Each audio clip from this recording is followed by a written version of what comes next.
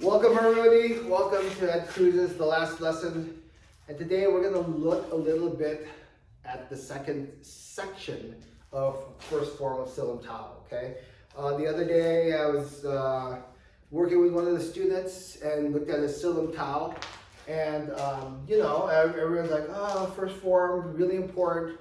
You go really slow and then yada, yada, yada. But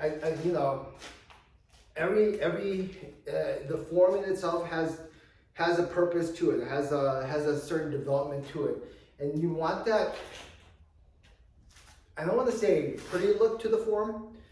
You want that natural look to the form, and the end result, I would say, when you're grading like your form motion, is one: does every motion that you do release? Can you release the motion, release the power in that motion? Because each position or movement that you have in the second, third section, and whatever, throughout the entire form, is the most relaxed and most natural position that you can have. So if in this instance you do, let's say, gumsao, right, and you feel tight in that motion, you don't fully understand it. If you can't release within that, in the form itself, don't expect yourself to release in other hand techniques when you're doing it, and especially don't expect yourself to release that power when you're working with a partner. So the form in essential is your practice guide to be like, okay, if you can finally say, yes, I'm doing the form, I can release the motion, that's a good thing, okay? So let's look at the second section, okay? You're in your stance, right? Second section, and I'll just do a quick walkthrough. You have your gumsao, haojang, chinjang, lanzao, funzao, lanzao, lapsao, tan, jet, bu, han jet, double punch, han, ding, pull back. Very simple, very smooth, step-by-step motions there. So to release the power, you actually obviously have to have a good center of gravity. Just remember that your center of gravity, when your hands move, your body and leg move. When your hand stops, your body and the leg stops with it too. Your body is adjusting, right? So I'm not gonna go over every single motion. If I'm standing like this, my hands are moving forward, my body's moving back and adjusting back and forth. I'm exaggerating this motion, you don't move that much, but I'm just saying that it's not that your body's locked in position and you move your hands forward and it stays exactly in place. When my body moves, when my hands move, my body moves to control that center of gravity to adjust it. Otherwise, I'm here, my hands are out here, and next thing you know, that actually creates a off center of gravity because my body didn't adjust to it. So you gotta remember, your body is naturally adjusting and so forth.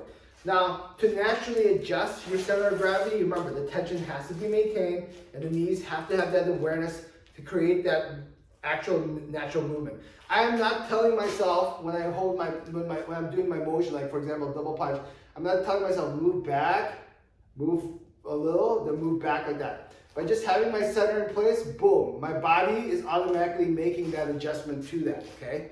A lot of times people mistake it that the body is locked in, the legs and body are locked in place. And look at the difference if my body doesn't move at all.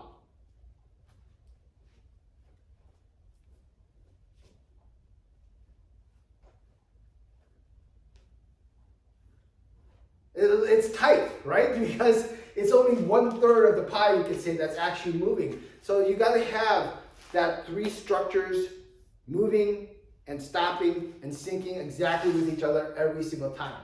Okay, so with that being said, right?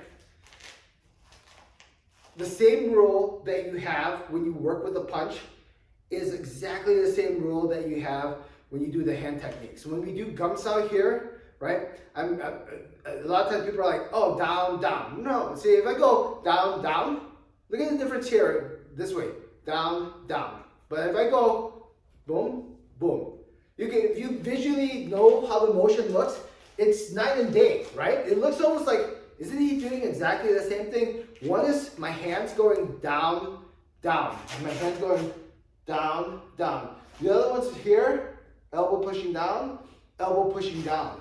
So it takes a while. You always hear those lessons learned that, elbow leads the motion, elbow leads the motion. How is the motion overall? You have to understand exactly what the hand what the hand is actually doing in this position. So from that position, you can see simply with my elbow leading, it does matter what is leading the motion. At the same time, look at the difference to hand technique as far as tension as well, okay?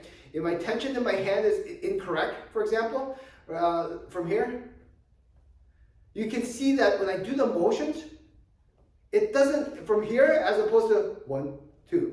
See how the motions are defined? This one, when the tension is like, you can see my fingers are together, but it's not forced together. It's just naturally together, and you see myself 1, 2. As opposed to here, my wrist is a little too relaxed. My hands are open. You don't see that definition in the motion. So everything in what you do matters. Elbow has to lead the motion. The wrist has to have the right relaxation. The shoulder has to stretch like you do with the punch, right? The wrist can't be tight, because if the wrist is tight, right, it doesn't look in sync. But boom, boom, you have a much more natural enclosure. Even my fingers being open, that makes a difference. And you can see, if you don't do all those little steps properly, you don't define it, the form isn't as effective, and you can't answer the truthful question, can you release the power? So with that being said, let's say we do everything, all that correctly, right? If we do that all correctly, now look what I'm going to do here too.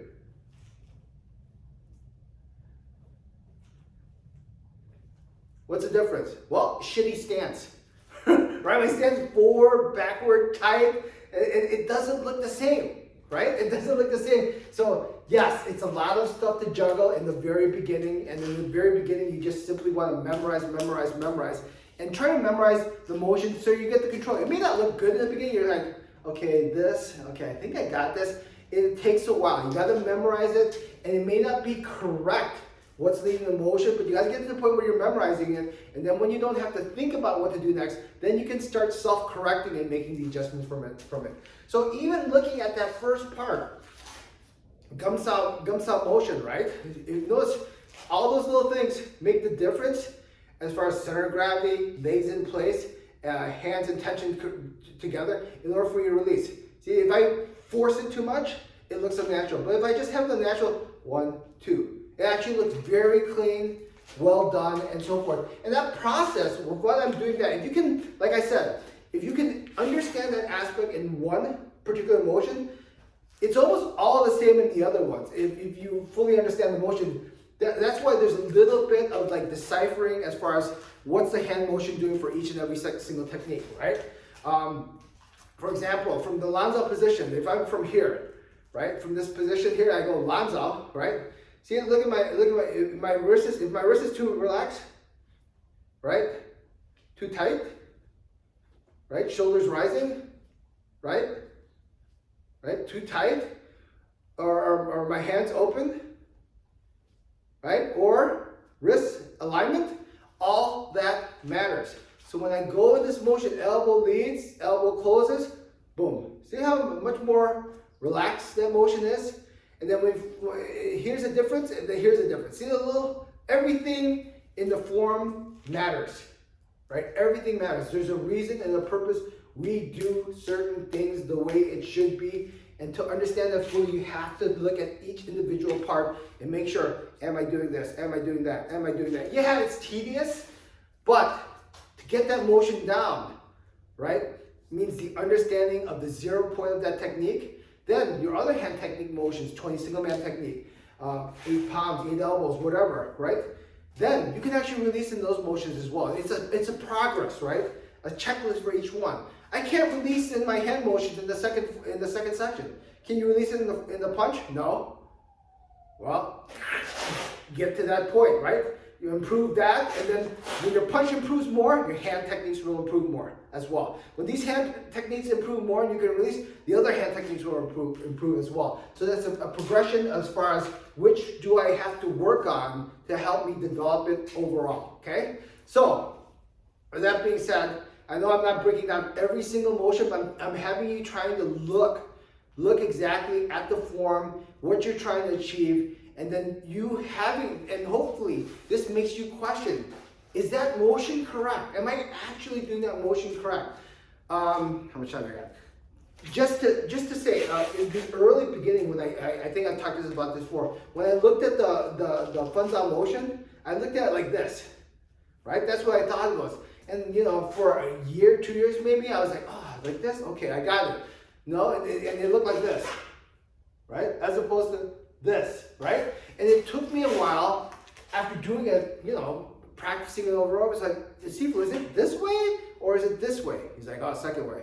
Ah, oh, shit! I thought I understood it, right? I thought I knew it. But to understand that motion, you may have to go back over and over and over again, and then it's like, oh, okay, did I got it right? No, tweak this a little bit, have the position, because you can have stuff like this. Is this okay? No, that better? Angle, right? Center of gravity, chest is open. Open doesn't mean lose your center of gravity. Open and close, but still caved in, creating the right tension for everything, right? All that matters. All that matters. So don't get frustrated. Be prepared to work on it, come back, work on it again, tweak it, work on it again, tweak it. You gotta get the motion right. You have to understand the significance of that move. And you have to be able to say, yes, I can release each and every one of these motions technique when I do it, okay?